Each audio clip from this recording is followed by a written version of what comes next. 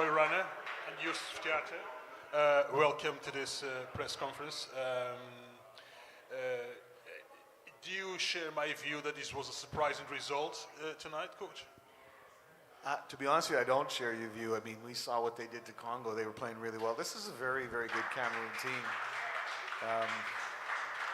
Fortunately for us, they seem to be peaking when their window of opportunity is passed. So, and thank God we took care of business yesterday. This is a good team. They're athletic. They can shoot it. They got lots of different players. They're deep. They're well coached. So credit to them. It's a good team. Good win for Cameroon. Shiata, at some point, Egypt came back from 19 points down to about 8-9 points. What exactly happened from that particular moment? Did you guys just stop, or what happened on that particular moment? Yeah, I mean, credit to Cameroon. They came out with a lot of energy to start the game, and I would say starting in the second half, third and fourth quarters, we tried to make a point to come back and defensively have a better presence, stick to our principles, stick to our standards, and as you saw there in the third and fourth quarter, we made a pretty good run, got some stops, and took some better shots offensively. Coach, it looks as if this Egyptian team stepped on the floor a little bit relaxed tonight. Does that anything to do with the fact that you already qualified to the World Cup? And I mean, you would hate to think that it is, but that's an emotional. It's emotional when you qualify. Those are big games, and to have to come back and play the next game on short turnaround time is always difficult. But it's a great learning opportunity for us, right? I mean, the one thing that we didn't do, which I was really proud of, is we could have just kind of rolled over and the result didn't matter and our compete didn't matter, and we didn't do that. We kept fighting, we kept competing, we made it a game. I thought, at critical times we fouled and that kind of hurt us. But no, I'm proud of our boys. Look, they didn't give up. They could have. We're playing for pride now and maybe seeding, I don't know. But yeah, look, again, I think the credit has to go to Cameroon. I mean, they just played really well. We didn't shoot the ball well tonight, and that's tough as well. Coach, any update on the Anas Mahmoud situation? He did not play a single minute today. Yeah, he's out. He had a little bit of a calf issue yesterday in the game, and he played through it. And, I think it's our professional responsibility to take care of our players and not risk injury. Obviously, they play for their clubs as well, and he's been great and always shown up for everything that we've asked. So we'll reassess him. I don't think he's out, but we'll reassess him. Our medical team will reassess him, and if he can go, he'll go tomorrow, and if he can't, he won't. But we certainly won't put him at any risk. Shiata, the World Cup is now a reality for Egypt after almost 10 years, since last time, 2014. How does that make you feel as a player and as an Egyptian to be back in the World Cup? Oh, absolutely. It's a tremendous feeling. We all have a great sense of pride, and as you said, it's been a pretty long time. It's been 10 years since the last time we've qualified, so we're ecstatic. I don't know if you saw the videos yesterday, but we were happy. We were dancing in the locker room. It's been a long process the past year or so. We've just been working at the same goal, working hard, going at each other in practice every single day, all with the same goal in mind. And thankfully, we got it done yesterday, and we just hope to keep this train moving until the World Cup. I think we have a question from our colleague here. Mr. Roux, do you think the absence of Anas Osama affected the team's performance today? Yes. I mean, anytime you have a talent like him who's so unique, not just in Africa, but globally, I mean, it's hard to play without one of your best players. So, certainly it had an impact on us, but again, that takes nothing away from Cameroon. I mean, I think we got to give them credit. We can't make excuses. We would love to have Anas on the floor every time that we play, but we have to find ways to win. That's part of basketball. Sometimes you don't have all of your players available to you because of injury or whatever the situation will be, and so we'll just, we'll watch the film. We'll prepare for tomorrow. We'll try to be better. Do you think the absence of the spectators today is affect the performance? You know what? I don't know. I mean, I can just say it's sad that there's no spectators for all of us, not just for our team, but for the opponents' teams. I feel bad for everyone. It's an unfortunate situation. Wish it could be different. It's very complicated, something that I don't necessarily understand, so I can't make a big comment on it. But I will say that, for all teams, you want to play in that's why our players love to play. They want to play in front of fans, whether they're home fans or away fans. It adds to the environment, and unfortunately, in this window, that's been an issue and something that we can't control. So we have to find ways to do our best regardless. Thank you. Okay, thank you. Coach, you played South Sudan a few months ago in Monastir, Tunisia. You lost by 20, and you're facing that same team tomorrow. Again, can you just talk about that game, the game plan, or the mindset going to that game? Well, I mean, first we got to go back and recover. Probably the hardest thing about playing South Sudan is having to play them on the third day of a three-game, no break. I mean, they're just deep, they're athletic, they're tough. Again, very well coached.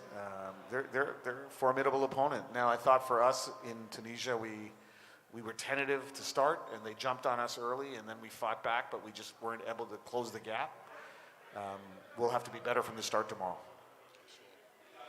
Shatter, compared to the games that you played as a team, you played here in Alexandria, the past two games, is there anything that you think your team needs to improve for the game tomorrow against South Sudan? Yeah, I would just say just coming out from the jump, just coming out with a lot of energy. As you saw today, we came out a little, maybe a little lackadaisical, and they got a jump start on us. Maybe just learn from that, take that as a lesson, and come into our game tomorrow well prepared and with a lot more energy. Okay, with that said, we conclude this press conference. Coach Rana, thank you. Thank you very much. And Shatter, thank you.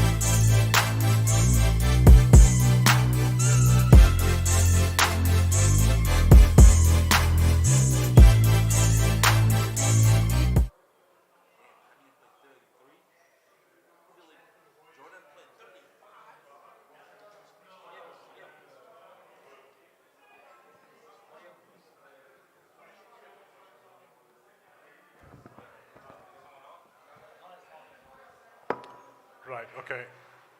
Coach Alfred Aboya and Ben Ambala, welcome to this press conference. And let me congratulate you on the win and ask you to share your view on this win against Egypt, the home team. First of all, I want to congratulate Egypt because they qualified for the World Cup, and I wish them luck, in their journey to the World Cup representing the continent of Africa. As For Cameroon, I'm so proud of our players, so proud of every single one of them for trusting the coaching staff and executing the game plan to the T. Hats out to all the players. You know, I appreciate the effort, I appreciate the energy, and it's something that we have to continue to build on as we rebuild in Cameroonian basketball. Okay. Question for Ben Bala. I mean, you had a terrific performance tonight. What was your mindset coming to this game, knowing Egypt was already qualified to the World Cup, and Cameroon was almost eliminated?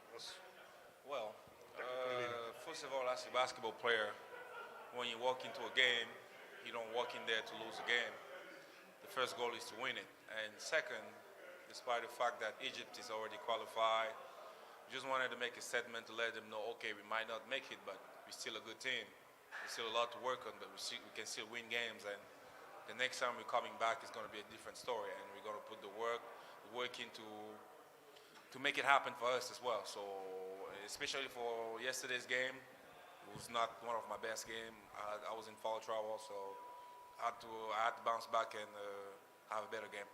Absolutely. I mean, the way your team played tonight, Coach.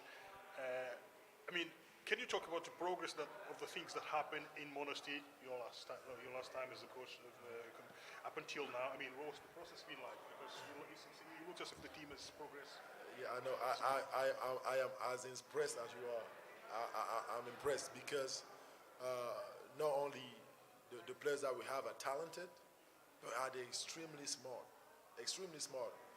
Because I started putting my coach's philosophy in Monastir. We played 3 games. We won 1 game and lost 2. And now it seems like, this player have been doing this for years. They executing the game plan right. They're executing the play right. They're looking for the right pass, the right man to make the play. So I'm sitting on the bench and I'm impressed about how quickly they execute and how well they're executing what just been put in place not too long ago. Can you talk about the impact of Jeremiah Hills? I mean, the impact that is brought into this team of Cameroon. Hey, he's a tremendous kid, man. Great energy. He's a fun player to be around. He talks a lot, joke a lot with everybody. He was an easy way for him to integrate the team, and he's doing a great job at it. He goes to every single player, explaining what he's looking for, because we put the ball in his hand a lot to make play for us. And I appreciate his effort. I appreciate him, just like any other players, trusting the coaching staff and executing the game plan. What do you make of the performance of this young man sitting next to you tonight, Coach? That's a great bounce back game. Great bounce back game. Like you just said, he didn't have a good game yesterday, and want to come out today and show the type of player that he is. A fighter, a guy that can defend every position from 1 to 5, a guy that will rebound. So he just displayed all that today. Like you said, basketball, man. Things happen quickly. You have to you have to forget the bad things and focus on the positive thing. That's what he did. The bad thing was yesterday. The bad thing was behind him, and today was a new challenge, and he responded well. And tomorrow is another challenge as well. Ben, Senegal tomorrow. Talk about that. It's going to be fun. It's a great team, and I feel like we're going to go in there firing like we did yesterday, like we did today. We're going to go there to win the game. They're a great team, but even if we can't qualify anymore, we're still out here to win games. Sorry to say it, but like Coach said, we party crashers. That's what we're keeping in mind. Absolutely. I mean, Coach, you're now 2-0 here in Alexandria. I want to ask you a question about the future of this Cameroonian team.